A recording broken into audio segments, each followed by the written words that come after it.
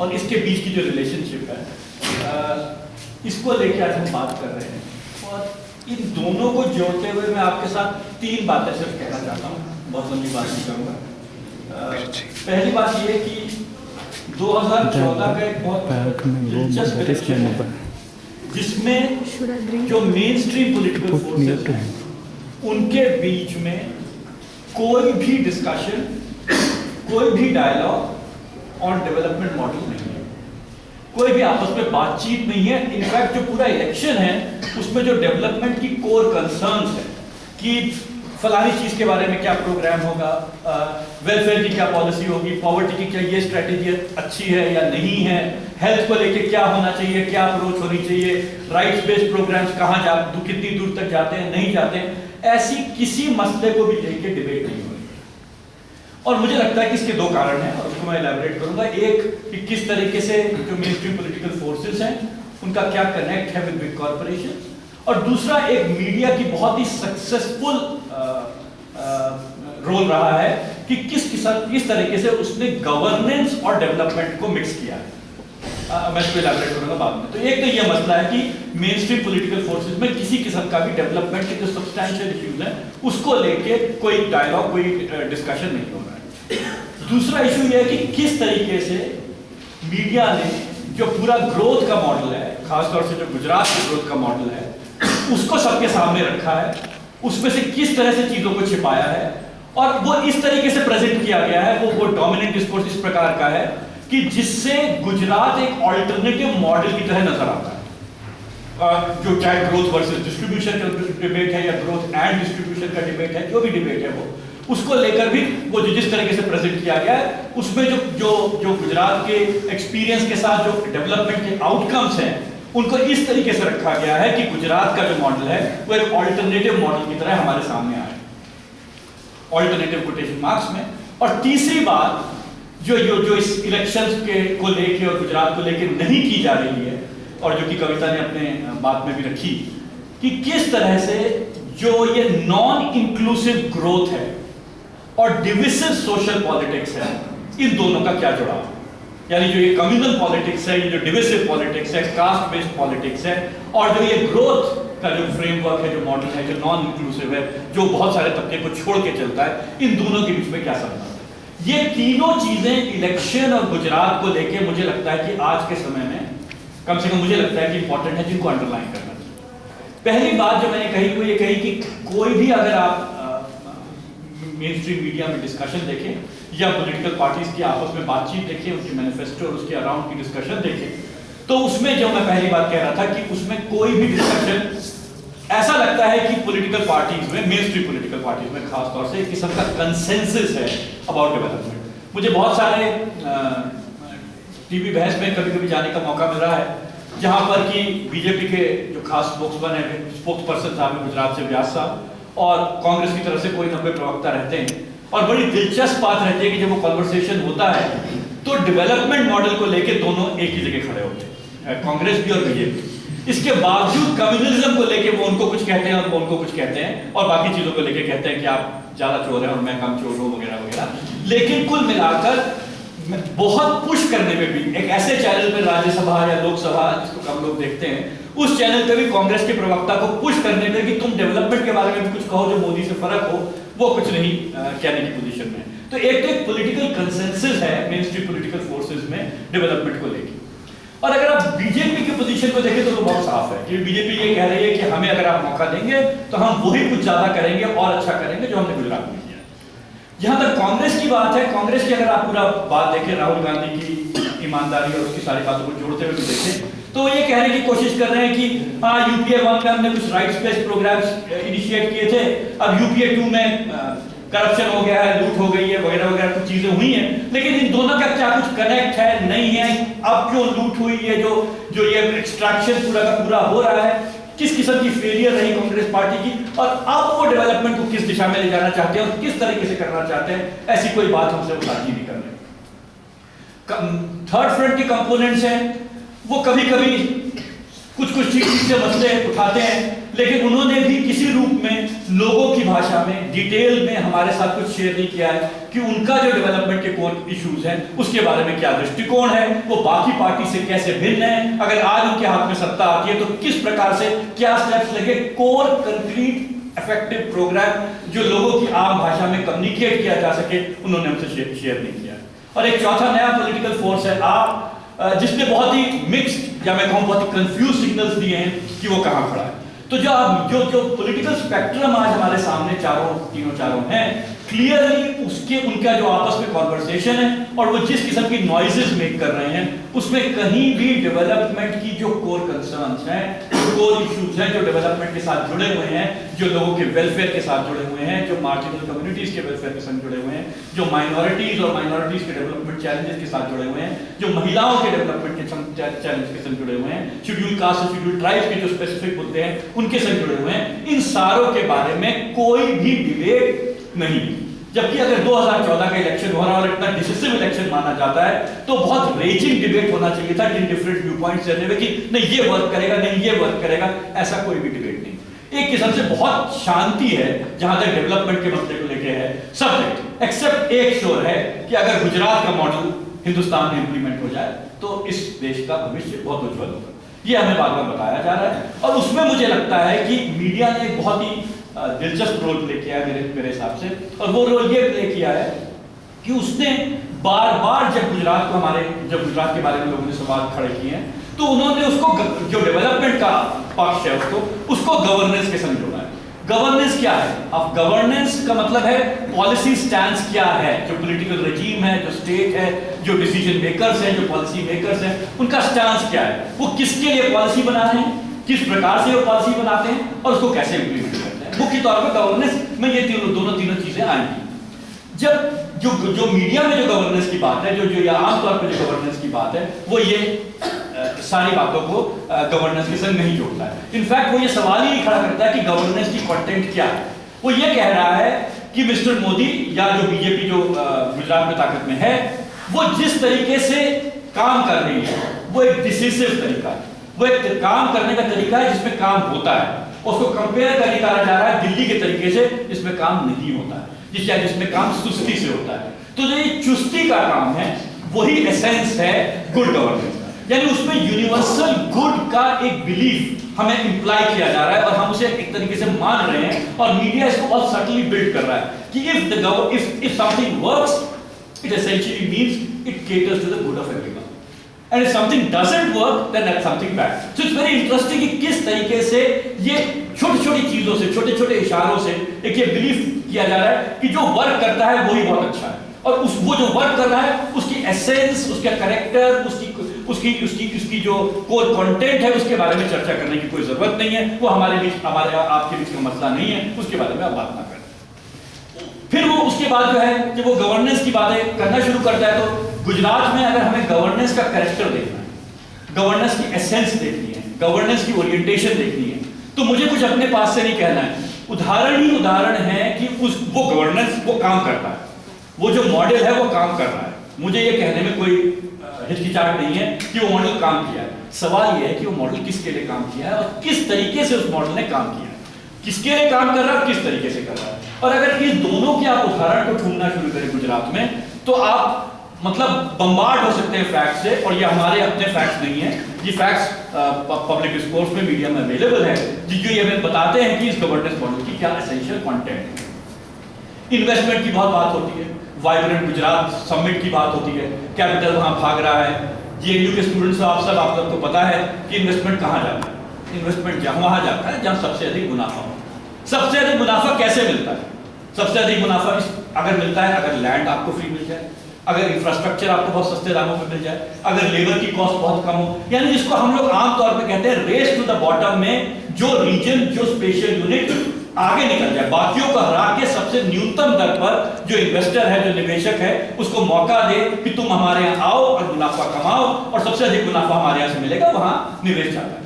तो जो ये पूरा वाइब्रेंसी ऑफ गुजरात है, वो वाइब्रेंसी टैक्स कंसेशंस, सब्सिडी और जो लैंड ट्रांसफर हो रहा है गुजरात में और बाकी सारी जो चीजें हैं उसके माध्यम से ये सारा कुछ हो रहा है। उसको प्रोजेक्ट किया जाता है कि ये वाइब्रेंसी इसलिए आ रही है कि गुजरात की जो स्टेट है, गुजरात में जो गवर्नेंस रजीम है वो बहुत एफिशिएंट है, वहां प्रोजेक्ट्स की इंप्लीमेंटेशन बहुत फास्ट होती है और इसलिए हर इन्वेस्टर वहां बहुत खुशी खुशी से जा सकता है।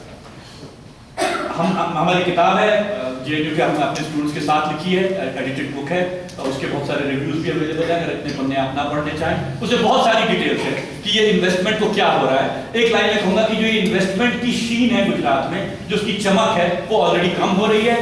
जिस प्रपोर्शन में जो इन्वेस्टमेंट आता है और जो इंप्लीमेंट होता है, पहले अगर 100 रुपए आते थे और 90 रुपए इंप्लीमेंट होते थे, तो अब 100 रुपए आते हैं तो केवल 18 रुपए इंप्लीमेंट होते हैं। तो समय के साथ साथ ये जो इंप्लीमेंटेशन और इन्वेस्टमेंट का रेशियो है ये भी गिरता चला जा रहा है। इसके बहुत सारे आंकड़े हैं, बहुत सारे कारण हैं कि ऐसा क्यों हो रहा है, पर जो एफिशिएंसी के नाम पर ये वाइब्रेंसी दिखाई जा रही थी, या जो ये पॉजिटिव गवर्नेंस का एलिमेंट दिखाया जा रहा था, ये मुख्य आधार नहीं है वहां इन्वेस्टमेंट जाने का। एक और एग्जाम्पल बात दूसरी तरीके से ये बात कही जा सकती है कि गुजरात एक ऐसा स्टेट है जहां पर कि लेबर स्ट्राइक्स और लॉकआउट्स हिंदुस्तान में सबसे अधिक है।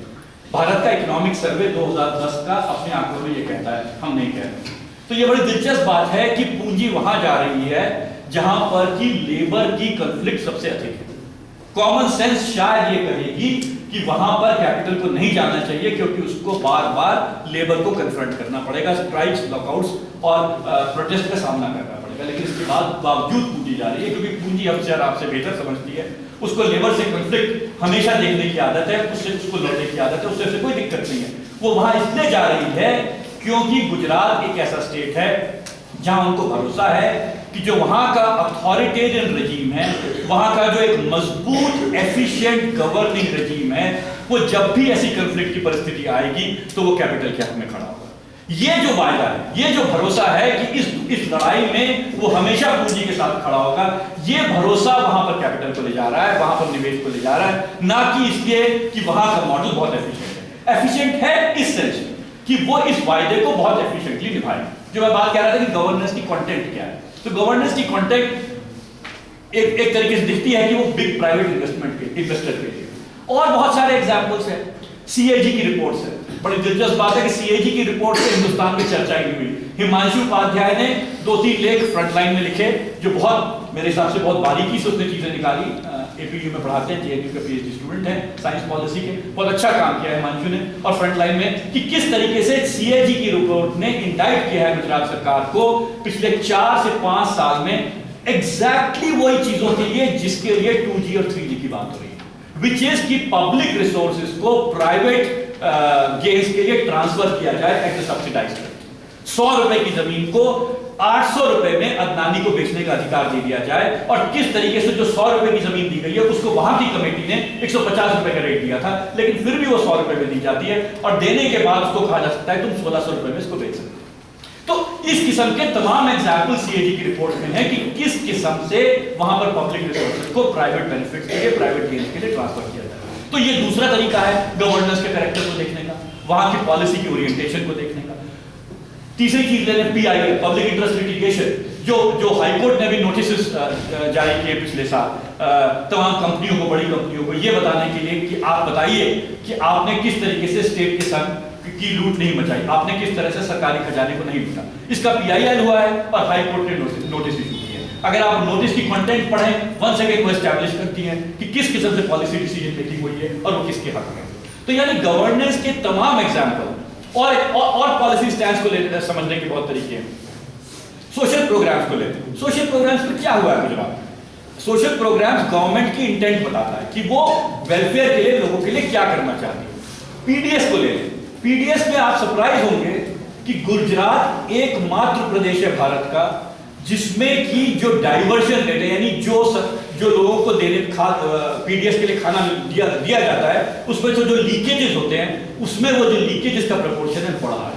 बाकी स्टेट्स में कम हुआ है, गुजरात में वो बढ़ा है। जो पीडीएस की परचेज है गुजरात में वो कम हुई है, बाकी प्रदेशों में बढ़ी। यानी तो पीडीएस को ले लें, एनआरईजीए को ले लें, आईसीडीएस को ले लें, मिड डे मील प्रोग्राम को ले लें, तमाम प्रोग्राम को लेकर, बल्कि मैं तो ये खोज कर रहा था कि शायद किसी प्रोग्राम में एटलीस्ट गुजरात का परफॉर्मेंस बेटर होगा, तो एटलीस्ट ये हम कह सकेंगे कि हमने फेयर इवैल्यूएशन किया है और हमारी कोई कॉन्स्पिरेसी नहीं है कि हम हर चीज में नेगेटिव चीज ढूंढ रहे हैं। लेकिन मैं आज सुबह भी ये आपने देख रहा था और मुझे किसी में भी, और मेरे से बेहतर मेरे सेंटर में लोग हैं जो आंकड़ों को बहुत अच्छी तरह समझते हैं और काफी रिस्पॉन्सिबली हम ये बात कह रहे हैं कि उसमें कोई भी एविडेंस नहीं है जो ये कहता हो कि सोशल प्रोग्राम की परफॉर्मेंस में गुजरात जो है बाकी स्टेट से बेटर है। इसमें एक और बात है कि गुजरात अगर 2 नंबर पे था और 1993-94 में, तो आज 16 नंबर पे है, 14 नंबर पे है, 12 नंबर पे है, 8 नंबर पे, आप जिस आंकड़े की बात कर रहे हैं, यानी वो पहले बेहतर होने के बावजूद अब खराब हुआ, ये नहीं कि वो पहले खराब था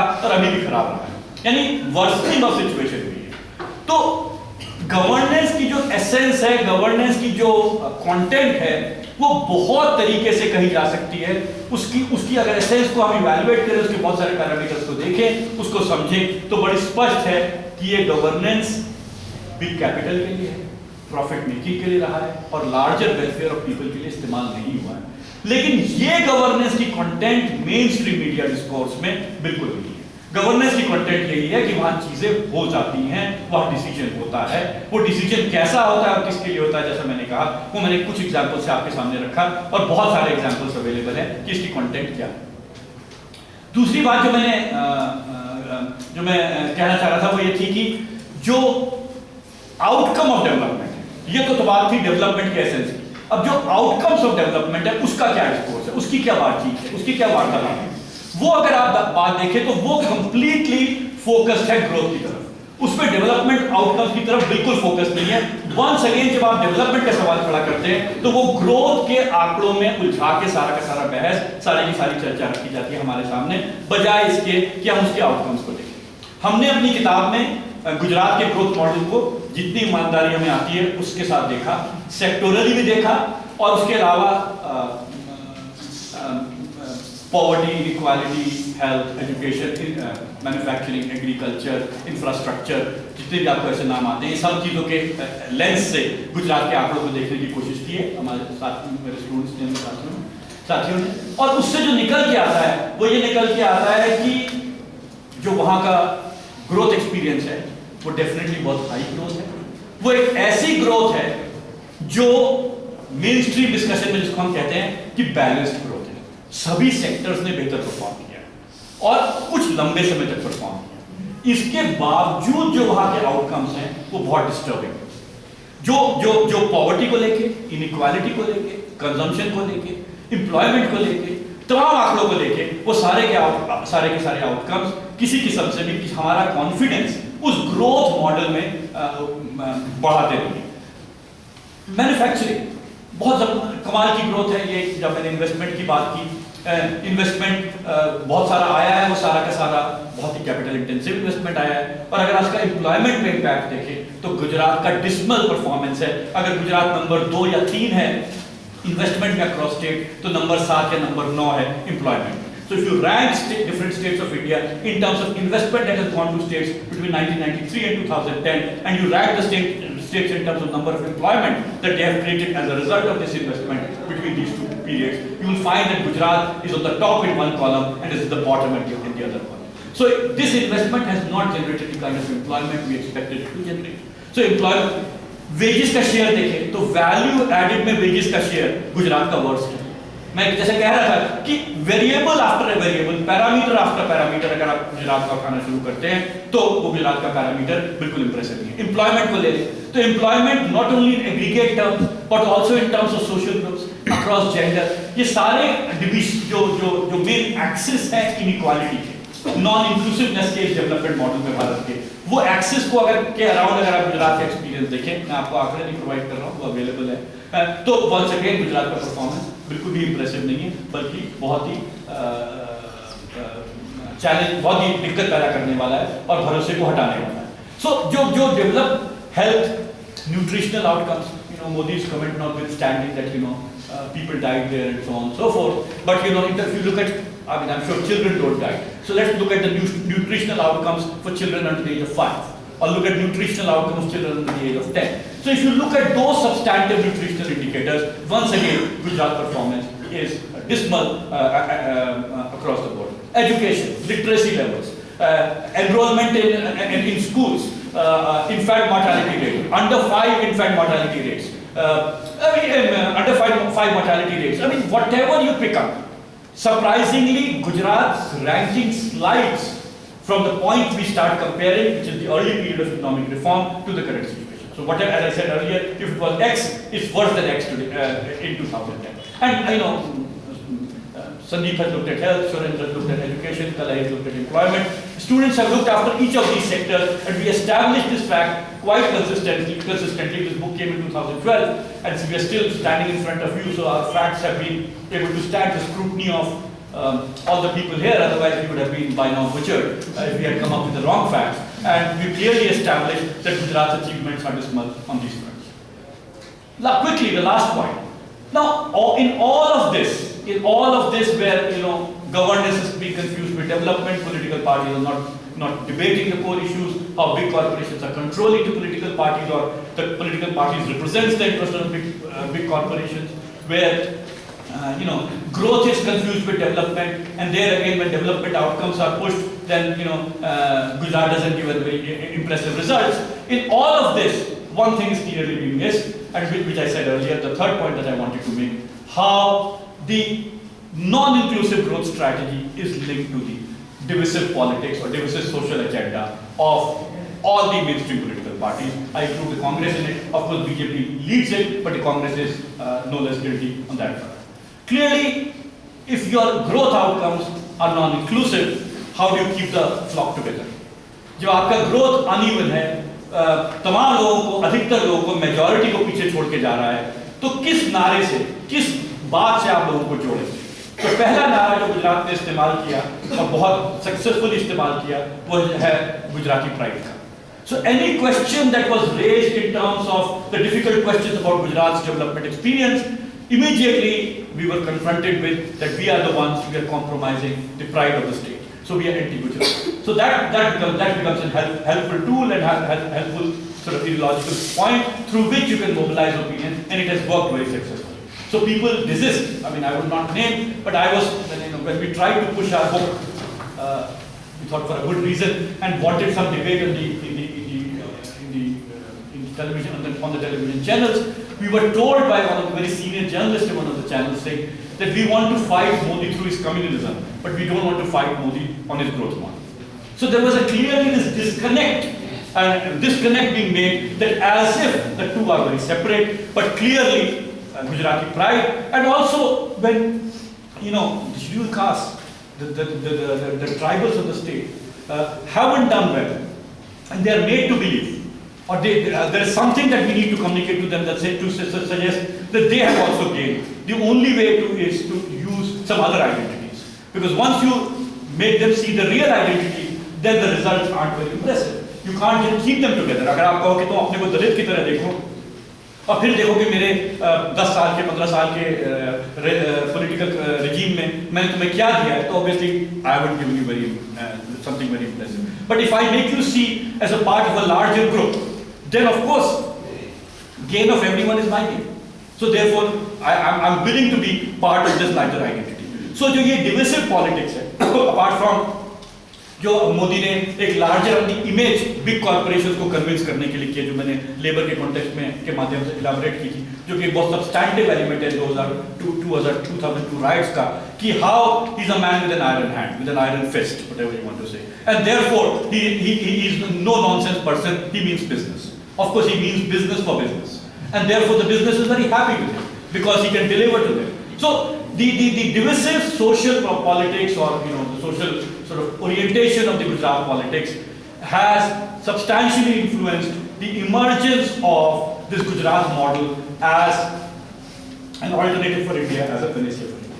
So I think as people who are, of course, Kavita elaborated in terms of how we can contest them and in terms of different political forces, but I think as students, as people who are involved in writing, reading, and so on and so forth, it's important that wherever we are in our small way, if we can expose some of these elements that I have talked about, I think it's very important. It's very important because the corporation-controlled media is not going to do for it, because it's going to tell you that we want to fight communalism, but we don't want to fight the growth model.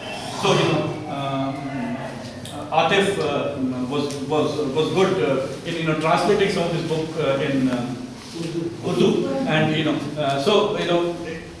Things like this, to take the message forward in different languages, at different places, to take it forward and expose some of these issues. In fact, add to it, look at the content of governance in further detail. There are too many examples that I can give. Look at the outcomes of growth and link it with the core drivers, the policy stance for which the Gujarat government stands, for which the Gujarat state stands. And finally, I would like to say that after all, Gujarat model is what?